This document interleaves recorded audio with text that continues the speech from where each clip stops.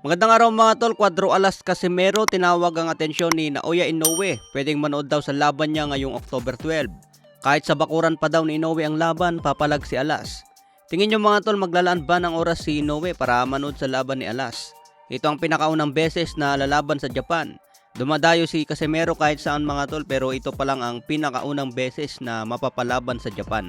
Matapos talunin si Ryo Akaho sa Korea at pulbusin si Pilipus ni Tumba sa Pilipinas. Sasabak naman ngayon sa dating IBF Super Bantamweight Champion at ngayon trainer na si Yukinori Uguni. So battle of former champion nito mga tol. Kailangan baklasin ni Casimero sabay call out kay Naoya Inoue. Sa iba pang balita, ama ni Devin Haney binunyag ang demand ni Stevenson. Gusto daw ni Stevenson na 50-50 ang hatian kay Haney. Hindi daw pumayag sa 75-25 dahil masyadong barat ang offer. Manager na kasi ang bahala sa ganyang negosasyon mga tol. Mataas siguro ang demand ng kampo ni Stevenson kaya hindi naayos ang laban. Paliwanag ng tatay ni Haney, wala daw undisputed champ na magbibigay sa iyo ng 50-50 lalo na sa challenger. Kaya maraming nagsasabi na dapat tinanggap na lang ni Stevenson ang offer. Kahit naman mababa ang bigayan, malaking pulutan naman ang masusubo kung sakaling manalo kay Haney. Pwedeng babawi na lang sa susunod na laban matapos maagaw ang 4 na belt. Kung legacy ang target ni Stevenson at kumpiyansang talunin si Haney, tinanggap na lang sana ang offer para hindi na nakalusot.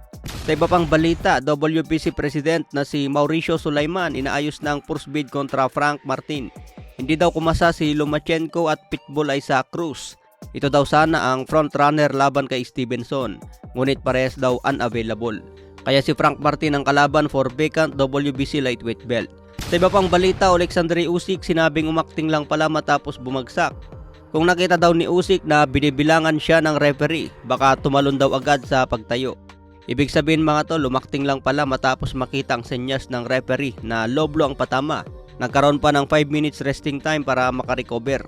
Kakayanin pa lang tumayo agad pero pinaabot pa sa 5 minuto. Ganyan talaga ang mautak mga tol, kailangan maggulang sa loob ng ring.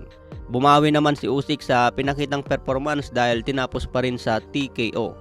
Sa iba pang balita, Yordenis Ugas sinabing kumpiyansang manalo kontra Mario Barrios. Excited na umano si Yordenis Ugas na mapalaban sa undercard ni Canelo ngayong September 30. Nakataya dito ang interim WBC at maging mandatory ni Crawford ang panalo. Inaasahan daw ni Ugas na maging madugo at all-out war ang laban kay Mario Barrios. Pero sa bandang huli, siya pa rin daw ang panalo. Sa iba pang balita, Regis Prograis kung hindi daw ma-finalize ang laban kontra Haney, papalag na lang daw si Prograis kay Adrien Broner at unification kay Teofimo Lopez.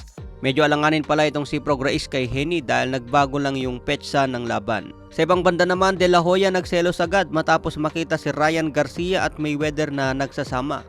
Good seeing you with the guy I beat. So tingin pa rin ni De La Hoya, tinalo niya si Floyd Mayweather.